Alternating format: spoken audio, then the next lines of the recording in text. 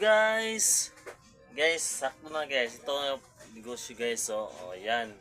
Pwede ito pang negosyo guys sa kantin guys sa high school, elementary. So, patok to guys. Yan guys. Kita nyo? Di ba?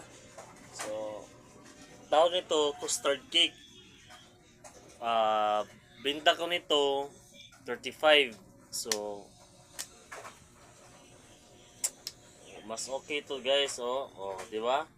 Affordable to, so kaya to sa mga ng mga estudyante. Di ba? So, guys. Pag negosyo naman guys.